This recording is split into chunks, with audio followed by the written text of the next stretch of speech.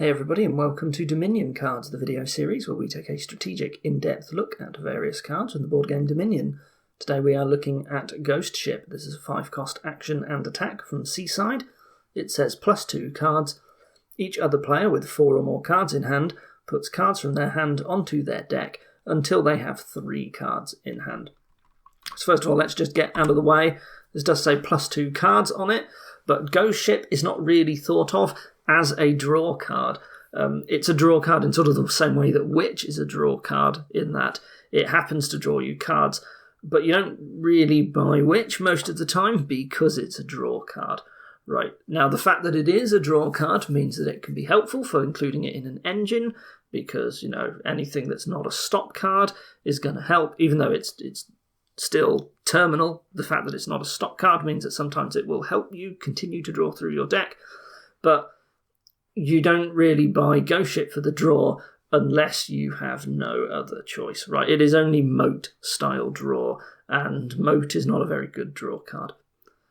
So let's move on instead to the actual important part, which is the attack. Bear in mind, just quickly, we've talked about terminal draw cards quite a lot in various videos, because there's been so many draw cards that we've looked at. So if you want to know a little bit more about terminal draw in general, you should check out the Smithy video, or indeed even the Witch video, I suppose, if you want to know about how it being a draw card can matter for attacks. So the attack is really why we're here. It's pretty similar to Militia. Militia is discard down to 3. Ghost Ship is instead top deck down to 3. The cards go back on top of your deck instead of in your discard pile. Is this more or less powerful than a Militia attack? I would say most of the time it is much stronger than discarding. Now, that can change based on the circumstances, but most of the time I would rather be playing Ghost Ship against my opponent than, say, Militia, right? The attack for Ghost Ship is very strong. This is a pretty brutal attack card. It is around the same sort of power level as Torturer, which is a very powerful attack. It's not quite all the way up there with Witch, but it is still a top 10% card, right? Ghost Ship is just very, very powerful. The attack is very, very good on this card.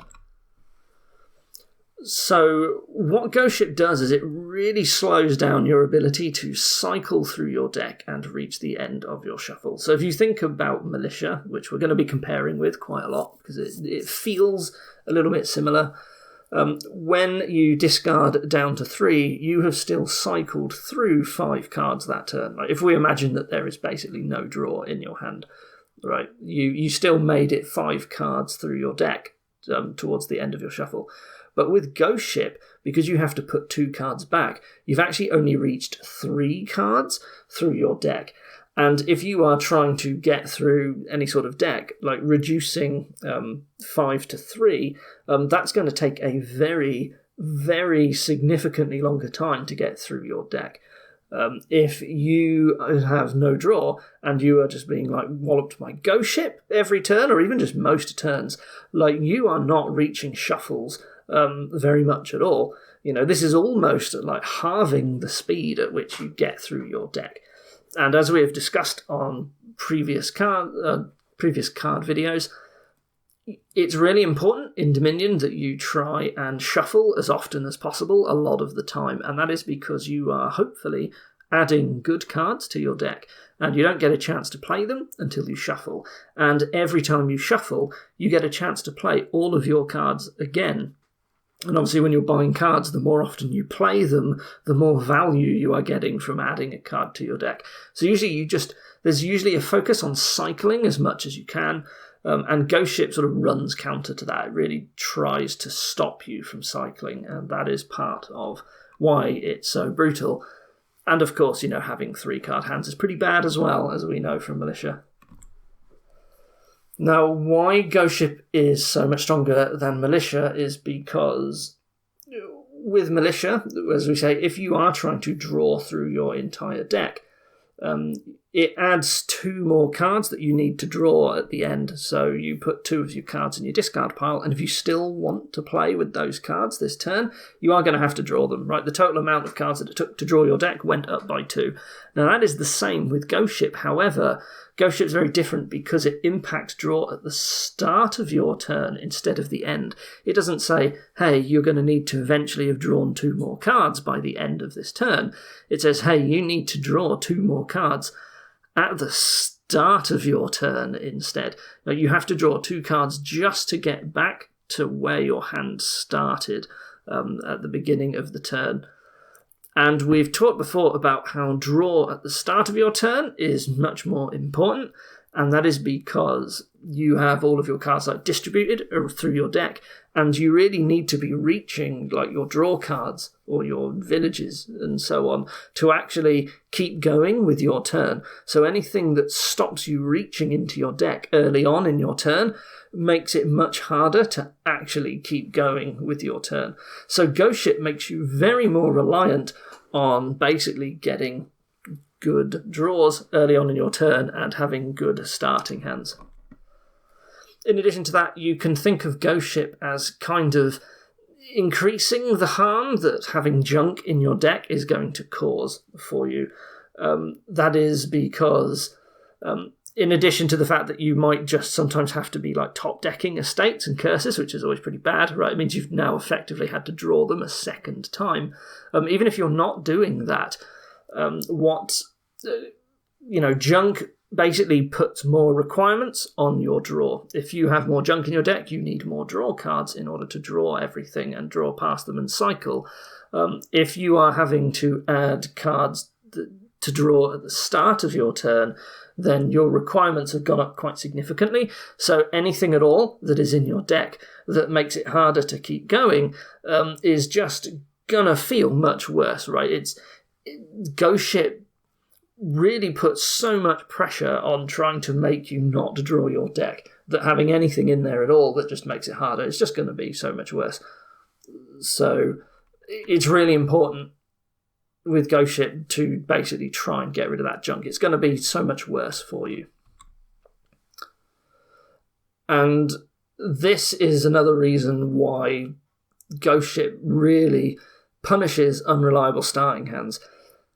Just, junk does it as well, but the combination with like Ghost Ship's early draw, you can think of Ghost Ship as sort of wasting the first 2 draws in your turn. As I said, you need your first 2 draws just to go back to reverting your hand to how it was. If you, in the later expansions adventures, there's this thing called the minus card token. Some cards essentially basically say the next time you try to draw a card, it gets wasted. And Ghost Ship, to some extent, can be thought of as basically being take 2 minus card draw tokens. Now, the minus card draw token doesn't stack. You can only ever have 1. Ghost Ship's kind of like having 2 of them, though, and that's real bad. It's not exactly like that, but you can, if it's easier to sort of think of it metaphorically in a way, that's kind of what it's doing. When you think about how, if you've played this game a bunch, try and just imagine how much when you dud on your turns, like what that was like, what caused that, and think about how much more likely you are to dud if basically your first 2 card draws don't happen. And hopefully, like as you gain experience, you'll start to realise that this is much, much harder to draw your deck. If just like you have a lab in your starting hand, like say you've got a 5-card hand and you've got a laboratory, and now just imagine you don't have that laboratory anymore and you've just got the remaining 4 cards. Well, that's sort of like what being hit by Ghost Ship has done to you. You can see straight away how, wow, it's going to be much, much harder to actually get anywhere in your turn if that is happening to you quite a lot. So Ghost Ship very heavily incentivizes building the engine when it is around in the kingdom. One of the reasons for this is that it just massively slows down anyone who is not building the engine. So if you're trying to do a big money or like a slog or even just like workshop gardens, having an engine and just being able to play Ghost Ship every single turn is just going to be absolute mayhem on your opponent. And, because Ghost Ship is an attack that puts extra pressure on your draw, just building an engine that can just add a load of draw into it and really easily get going, that sort of, it doesn't undo the attack, but that's sort of the way that you deal with Ghost Ship's attack, is just by adding more draw. And also, if you build the engine, you do get that chance to buy one Ghost Ship and play it every turn, and so this is a big engine enabler. I want to say that Ghost Ship is like a payload card. In many ways it is. The whole point of attacks usually is to try and slow down your opponent, because Dominion's pretty fast. So the value of attacks is by sort of helping you get ahead, basically give you more time to actually build a deck and add more to it. And Ghost Ship's just very good at doing that. That's why it's such a good attack card. So just sort of reiterate stuff that we've talked about here. It's really important with Ghost Ship that you try and get thin and reliable. So because Ghost Ship's such a heavy engine incentivizer, basically anything that's good for an engine is also going to be good with Ghost Ship. So you have more time to trash a little bit more, to get a lot thinner. You have time to be buying anything that helps make your turns a bit more reliable. So stuff like Caravan that we talked about in the last video, not necessarily the most efficient buy, but if you've got all this spare time to build an engine, well, you know what? Maybe Caravan's all right. Maybe you can spend a little bit of time grabbing some just to make sure that you don't dud. Because Ghost Ship really punishes duds when they happen, by the nature of its massive anti-cycling effect, and just leaving you with tiny hand sizes. So occasionally you do get to take advantage of the fact that Ghost Ship is asking you to top deck cards. Usually you're being asked to top deck 2 cards. Sometimes it's more. Very rarely is it actually going to be less than that, though. And top decking 2 cards in a row, we have talked about this in stuff like the Artisan video. There are cards that can really take advantage of this. So the easiest example is probably Wishing Well.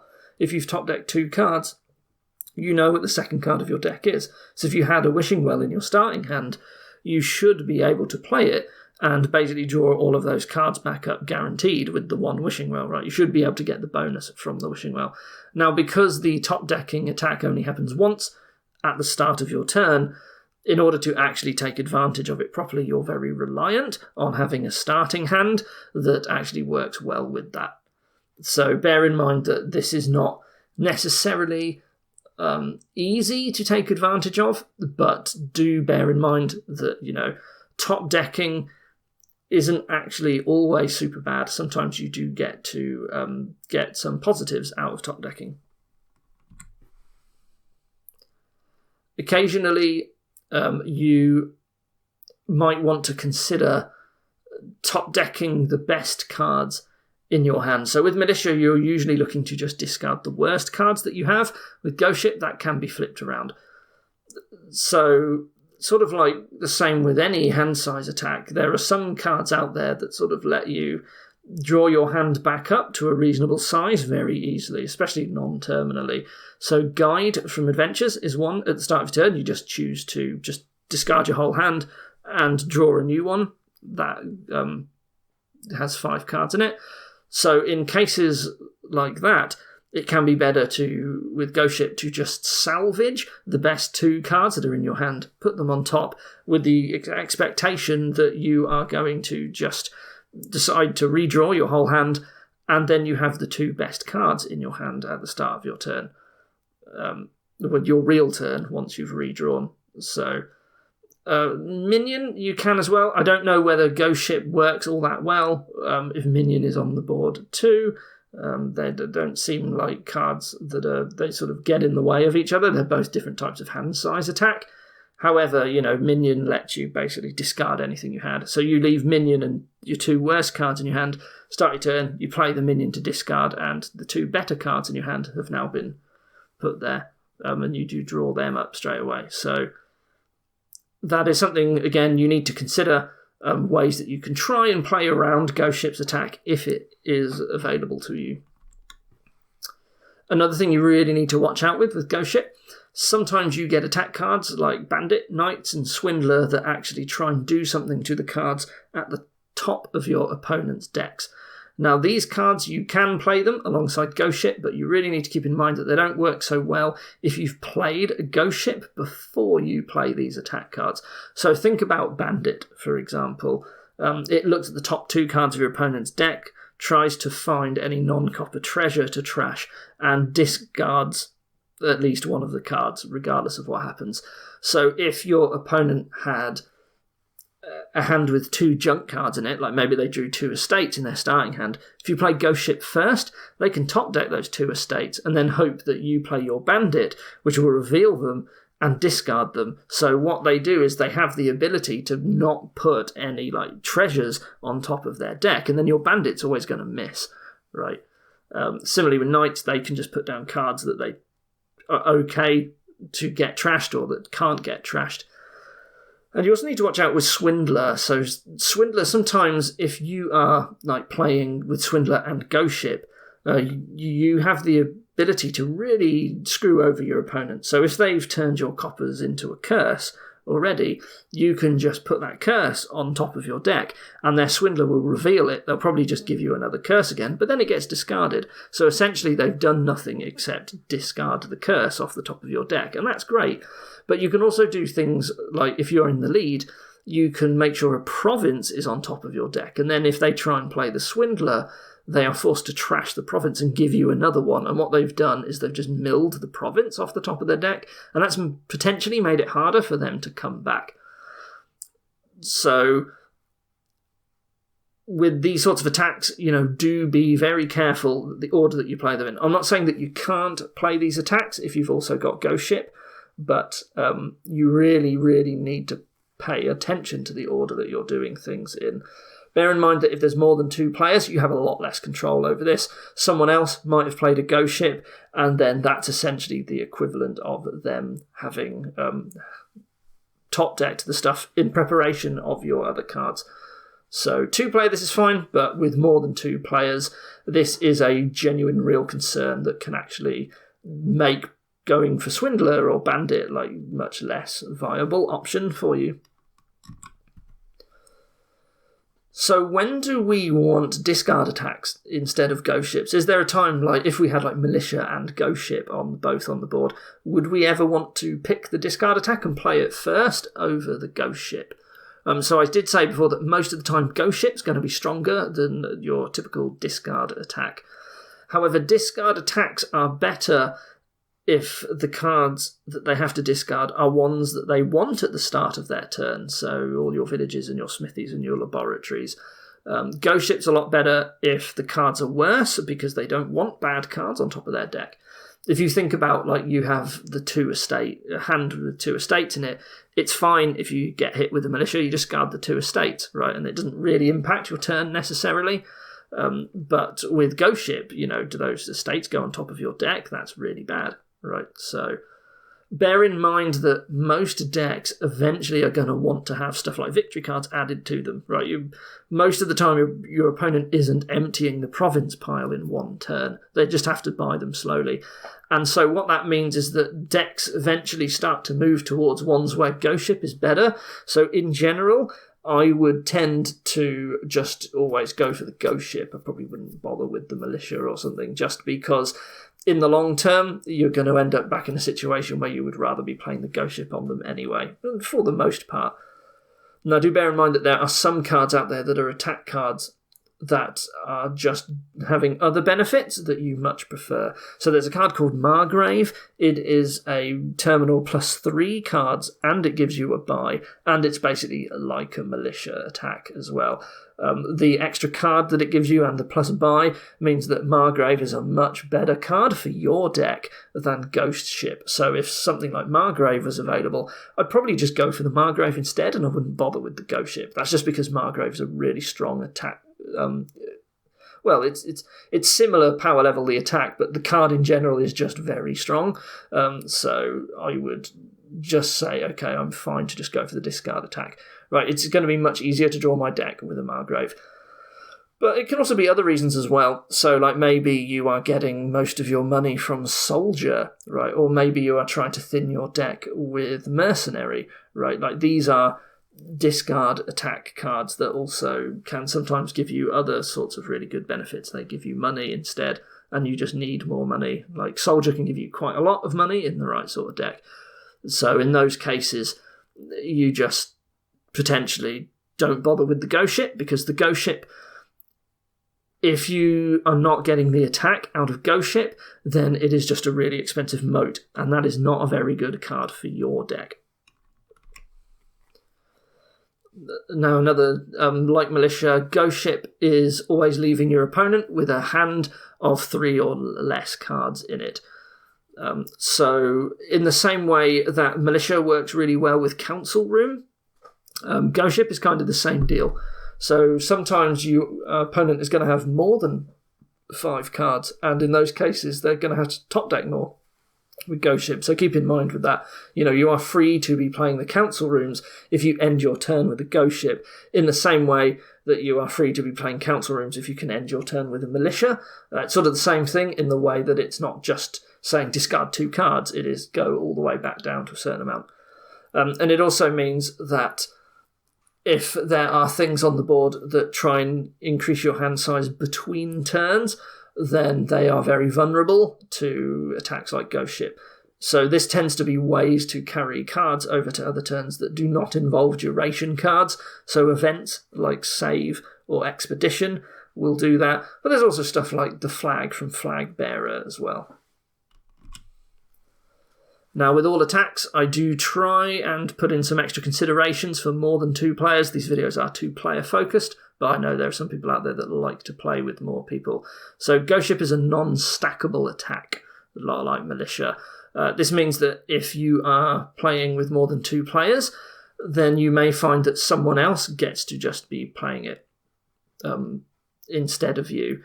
So if you had like a 4-player game and 2 of your opponents are both trying to play Ghost Ship every turn, then do you really need to play your own? Because everyone on the table is already going to be having a Ghost Ship attack at the start of every turn in that case. So you might be better off just putting something better in your deck as well.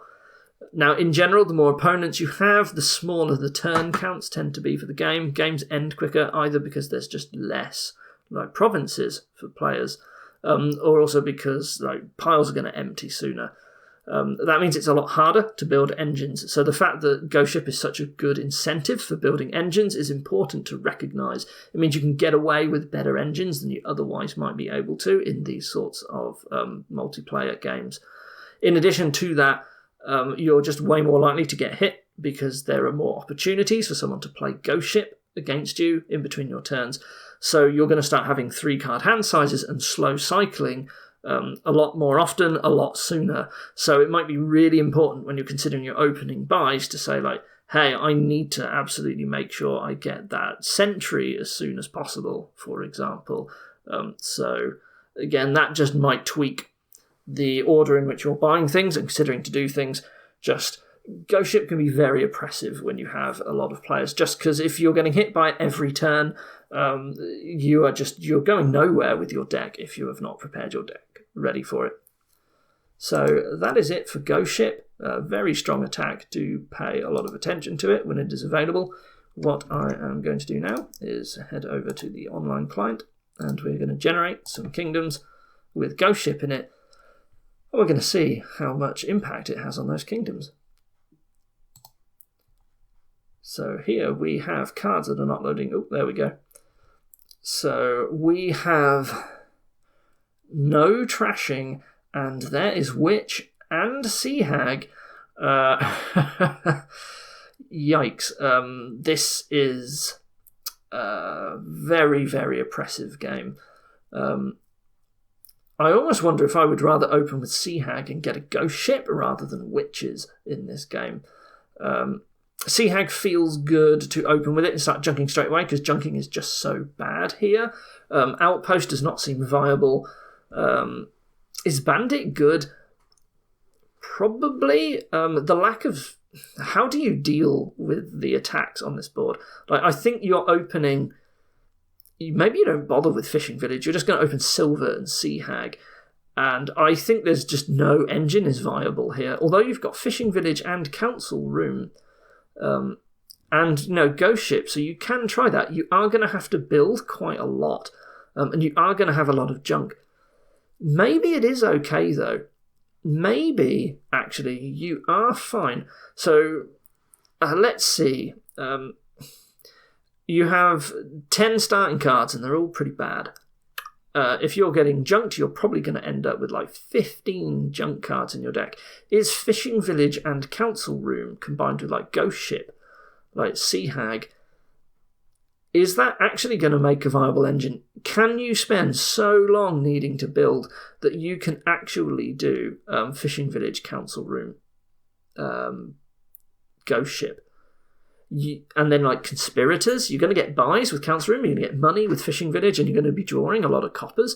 Maybe you don't actually want to open Silver. Maybe you want to open Fishing Village and Sea Hag, and we just try and build the engine anyway, even though there is so many stock cards.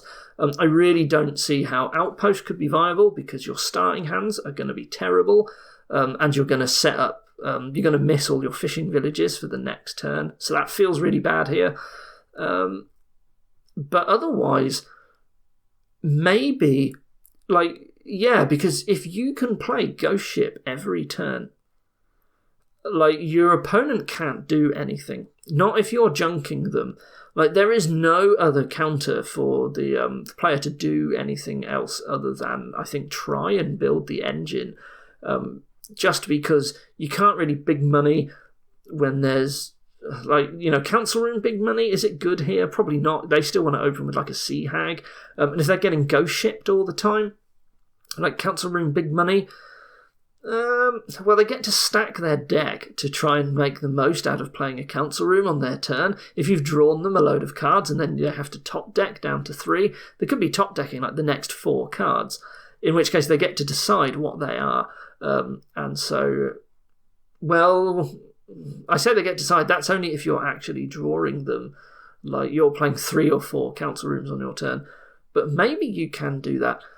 I think here I would actually try and build the engine, just because if I don't, the game's going to take so long and be really boring. I think it actually could work, because Council Room is such good draw, and there is something that actually works with it to offset the benefit that it gets. And Fishing Village is an incredible village that gives you enough reliability to try it, even in this bad deck. But I don't think I'm ever going to be able to consistently draw my whole deck. So maybe I want more than one Ghost Ship. And I just try and draw well enough on my turns to try and play a Ghost Ship every turn.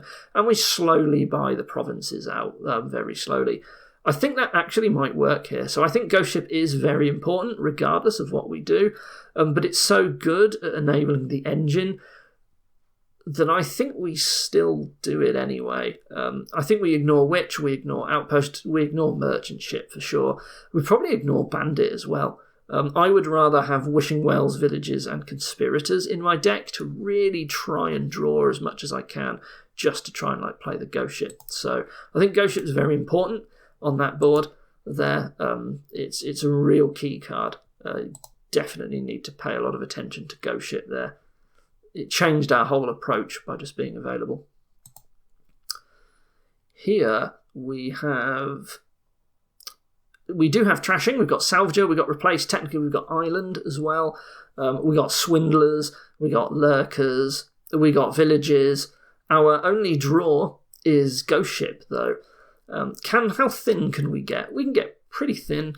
We got Salvager, we got Replace. Replace can also turn coppers into Pearl Divers or Lurkers.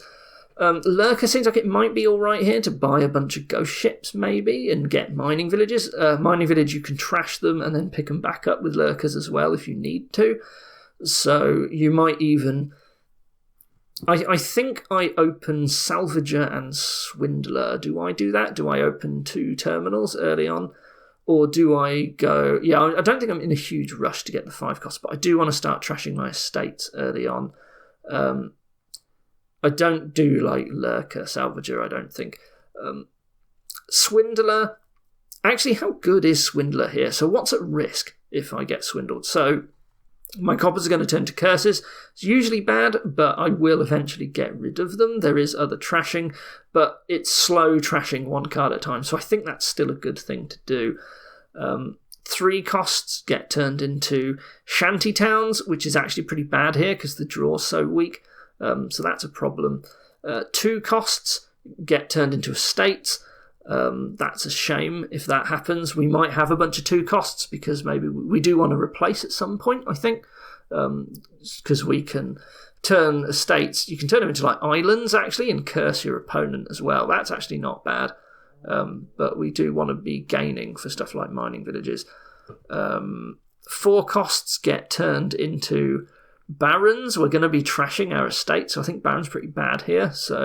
And of course 5 costs get turned to duchies. Swindler's pretty good here, so I think we definitely want to be playing Swindler. Like every price point is at risk except 6 and 8.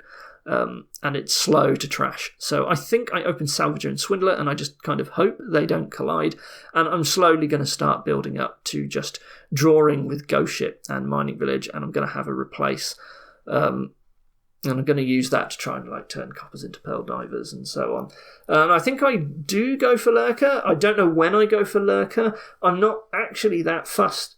I do need to buy the Ghost Ships. And I need to get the mining villages, so it is good. The fact that it's such a stop card, like the actual amount of stop card space that I have on this board is pretty low, but I think I still do it anyway. But I really want to be attacking my opponent, because if I don't build the engine, and my opponent does, they will be ghost shipping me, because the draw is ghost ship. They're just going to be attacking me all the time. I'm going to get hit every turn. They're going to have loads of ghost ships. And what can I do with the 3-card hand that keeps getting top-decked? And the answer is not really very much. I'm also at risk of just being swindled to pieces as well. I do get to top-deck and choose what gets hit, actually, so the Swindler is offset by the Ghost Ship, thinking about it. Maybe Swindler's not good here, then. I did sort of just forget about that kind of attack. But if I'm getting attacked with Ghost Ship every turn, I don't think I actually care about swindling my opponent, because if I've turned a copper into a curse, they can just put the curse on top and get it discarded. So, okay, I think I actually avoid Swindler here, and I open Salvager, and do I really want a silver? I guess I do. I do want 1. I think. So I think I'm going to do that. I think I'm actually just going to ignore the Swindler here. And I'm going to hope I can get my deck good enough. It's just you're going to be hit by Ghost Ship all the time. Ghost Ship, very important on this board. It sort of stops you doing anything else other than trying to build the engine. Looking to get us islands as well for points. Anyway, moving on. We have trashing with Moneylender. We have... Do we have a village at all? Yes, there's nobles. We have Lighthouse to guard against Ghost Ship. Lighthouse is going to be very important here. It allows us to actually make Outpost viable, I think. Can we Outpost on this? I think we can. We want nobles more. I think what we do is we open Lighthouse and Moneylender, and we basically never buy Ghost Ship because Lighthouse completely shuts it down, and we're going to try and get thin. And for any draw that we do need, we've got some nobles. I think nobles is a really important card here. Eventually, if we need money, we've got courtier, we've got markets, we've got merchants. Markets are going to help us buy a lot of merchants if we need them. We will have at least 1 silver. We don't need to buy it straight away. I would rather open with Lighthouse and just wait on getting the silver for a while. Might even have a poacher or 2. I think Ghost Ship is ignored here just because Lighthouse is so good at defence. And Ghost Ship's not, +2 cards. It's just not good enough here, really. We've got a lot of cantrips with market, poacher, merchant. I think we don't really need so much draw that we can't just get away with using nobles. The only way I see us using Ghost Ship is if we are planning to use all of our nobles as villages, but again, you don't really want to use nobles as a village with poor draw like Ghost Ship. I think Ghost Ship actually just gets ignored here. It's just Lighthouse blocks it. We still go for the engine because the engine's actually really good here, and there's Outpost, which will work on this board. But, Ghost Ship's no good on this board. We only care about the attack, and all the attacks are completely shut down on that board. So here I see straight away 2 very good thinning cards. Ambassador, technically a trash card, even though you're not actually trashing, but you think of it as one. We have Mining Village as a village. We have... Yeah, there's Ghost Ship. Ghost Ship seems good here. Yes, it does. You can get really thin, but you still want to hit your opponent with Ghost Ship anyway. We are opening Chapel for sure. And what else are we opening? Do we want a Baron? Probably not, right? I think I'd go for Chapel over Ambassador here. So Pirate Ship, because we thin so quickly and so easily, is Pirate Ship a risk? I think what I would rather do... I'm just thinking, is it better to Chapel and Swindler? Is that what we want to open with? Do we want to just take the long shot risk at hitting our opponent's Chapel and then just winning immediately? We still want to be playing with Swindler this game, I think. There are bad things. You don't really want to hit a 4-cost, get turned into like a bureaucrat. You don't really want your Chapel turned into an estate, but it's probably going to happen. I guess if that happens, eventually you can pick up an Ambassador and make use of it, I think. Well, again, I say Swindler, but again, there's Ghost Ship. I keep forgetting about this. This is a top deck attack. And I'm not sure that Ghost Ship makes Swindler viable in the long run. However, we might end up with the Swindler anyway, because something else might get hit and turned into one if someone does go Swindler. Swindler seems like it might be alright early on, but actually I don't like it in the long term. So I think I might just do Chapel and... Do we go Baron anyway? Do we keep an estate? Go for Baron? Then do we just get our estate swindled into a Chapel?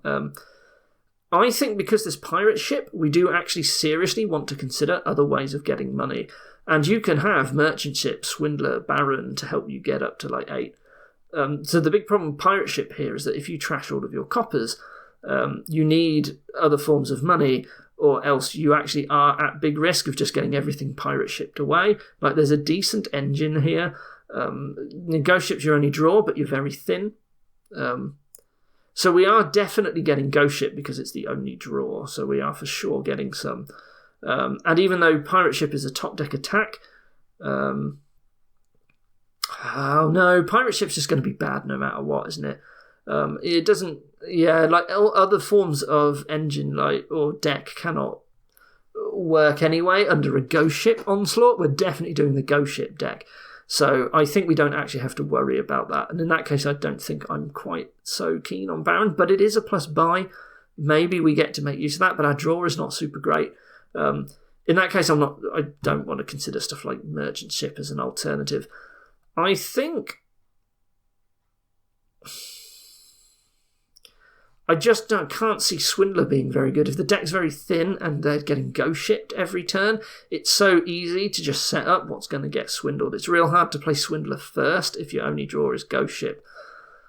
I think it is chappeling down, playing Ghost Ship to draw a bit, and then it probably is just ways to earn money.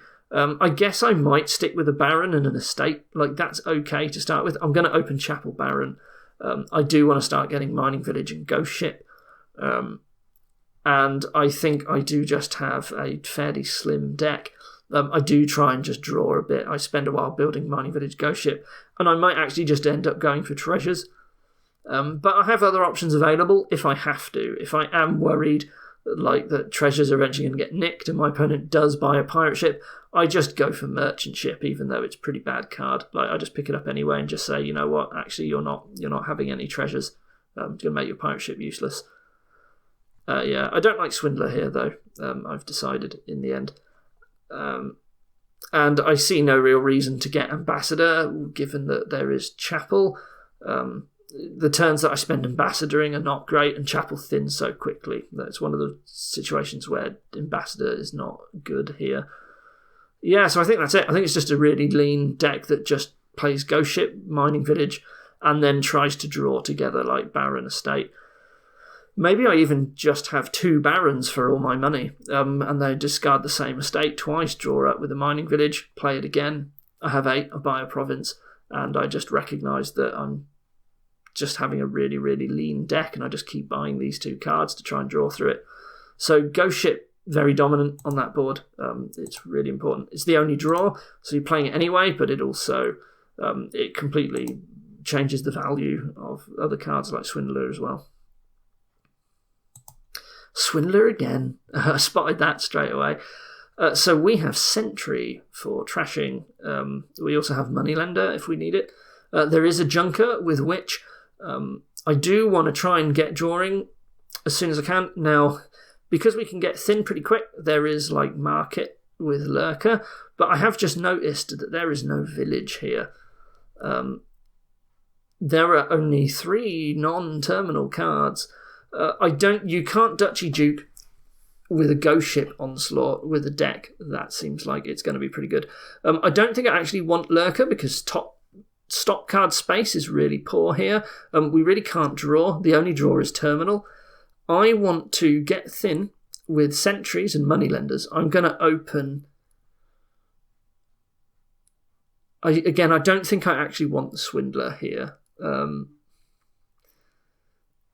Well, here's the thing. If I'm really thin, how do I protect myself against the Swindler, even with Ghost Ship? I'm going to have some estates, actually. I can't... No, I'm not, because it's Sentry, not Moneylender. I should be able to get really thin. I think Swindler might still be good, but I would rather play Ghost Ship as my only terminal, right? So what I'm going to do is I'm going to open Silver and Moneylender. I'm going to try and get Sentries and Markets, and I want to just play 1 Ghost Ship every turn. I think that's the best thing that I can do here. I think it's going to be more important than playing Militia in the long run, I think. Or is Militia just better? Well, no, because I'm going to open with Moneylender. Militia is fine. Would I rather have the money than the draw? Because the terminal draw, I'm not really going to have any treasures left in my deck. Maybe I do actually just eventually start buying some golds. I don't get too many markets. It doesn't seem like I can build up to very big money turns regardless. So maybe that's just what happens. We're definitely not Duchy Duking here. So Moneylender, Silver, get Sentry or 2, try and get thin, get markets, and aim to eventually, instead of playing Moneylender, we just want to play Ghost Ship every turn. And we're just going to have a small, lean engine that is mostly markets, really. And the Sentry tries and keeps the provinces away so that we can keep playing markets and eventually play the Ghost Ship. And I think that's it for our deck this turn. Here, the big restriction is the fact we only get to play 1 terminal, and I think Ghost Ship's going to be the best one. I don't like Witch because Sentry is going to help keep us clean at a certain point. So I think Ghost Ship's just going to be the best thing to do here. Cool, so there you go. So Ghost Ship was played on every single one of those kingdoms. Was it? Was that true? Or was one of them not Ghost Ship? Just thinking about it now. I actually can't remember already. I've already forgotten. But as you can see, Ghost Ship dominates a lot of these games. It's very good. It's just a very powerful card in general. Very, very brutal attack. And usually, there's got to be a good reason to not play it with Ghost Ship. It is just generally very strong.